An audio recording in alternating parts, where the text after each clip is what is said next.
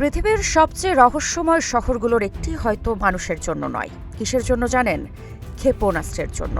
এমন একটি শহর যেখানে নেই বাড়ি, নেই দোকান, নেই মানুষ। আছে শুধু শত শত ব্যালিস্টিক মিসাইল, বিশাল টানেল, লঞ্চিং সিস্টেম আর পাহাড় কেটে বানানো গোপন সামরিক ঘাঁটি। কেউ বলে এই শহরগুলোই ইরানের সবচেয়ে বড় শক্তি, আবার কেউ বলে এগুলোই একদিন ইরানের সবচেয়ে বড় দুর্বলতায় পরিণত হতে পারে। কিন্তু প্রশ্ন হলো, মাটির শত শত ফুট নিচে আসলে কি লুকিয়ে রেখেছে তেহরান? মধ্যপ্রাচ্যের মরুভূমি আর পাহাড়ের নিচে বছরের পর বছর ধরে গড়ে উঠেছে এক বিশাল ভূগর্ভস্থ নেটওয়ার্ক, যাকে ইরান নিজেই নাম দিয়েছে মিসাইল সিটি। 2015 সালে প্রথমবার বিশ্বের সামনে এমন একটি ঘাঁটির ভিডিও প্রকাশ করে ইরান। এরপর বিভিন্ন সময়ে আরও কয়েকটি ভূগর্ভস্থ ক্ষেপণাস্ত্র ঘাঁটির ভিডিও প্রকাশ করা হয়। সেখানে দেখা যায় দীর্ঘ টানেলে সারি সারি ক্ষেপণাস্ত্র, মোবাইল লঞ্চার এবং সামরিক যানবাহন। কিন্তু ভিডিওতে যা দেখা যায় সেটাই কি পুরো গল্প?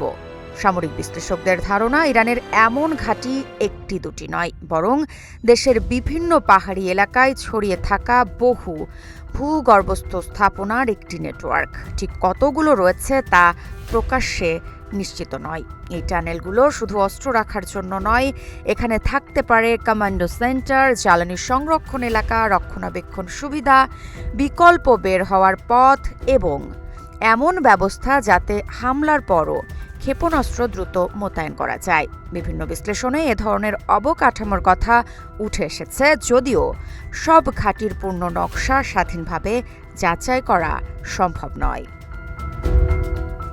সবচেয়ে বড় প্রশ্ন, এগুলো বানানোর প্রয়োজন হলো কেন? এর উত্তর লুকিয়ে আছে ইরানের সামরিক কৌশলে। যদি শত্রুপক্ষ প্রথমেই বিমান ঘাঁটি ধ্বংস করে দেয়, তাহলে যুদ্ধ শুরু হওয়ার আগেই বড় ক্ষতি হয়ে যেতে পারে। তাই ক্ষেপণাস্ত্রগুলোকে পাহাড়ের গভীরে সরিয়ে নেওয়া হয়েছে, যাতে আকাশ থেকে হামলা হলেও সব অস্ত্র একসঙ্গে ধ্বংস করা কঠিন হয়। তবে এই কৌশল কি সত্যিই অজেয়?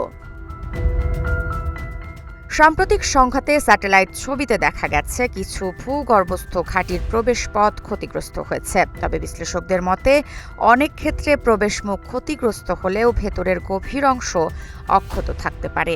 এ কারণেই কেবল বাইরের ক্ষতি দেখে পুরো সক্ষমতা সম্পর্কে নিশ্চিত সিদ্ধান্তে পৌঁছানো যায় না।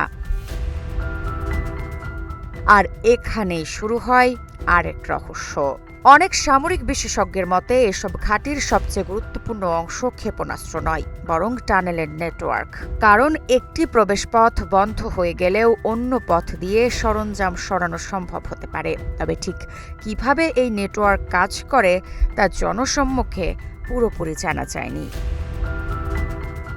অন্যদিকে সমালোচকদেরও যুক্তি আছে। তাদের মতে যদি কোনো ভূগর্ভস্থ ঘাঁটির অবস্থান নিশ্চিতভাবে শনাক্ত করা যায়, তাহলে প্রবেশমুখ, বায়ু চলাচলের পথ বা গুরুত্বপূর্ণ সংযোগস্থল লক্ষ্য করে হামলা চালানো হতে পারে। এমন পরিস্থিতিতে ভূগর্ভস্থ ঘাঁটি নিজেই ঝুঁকিতে পড়তে পারে।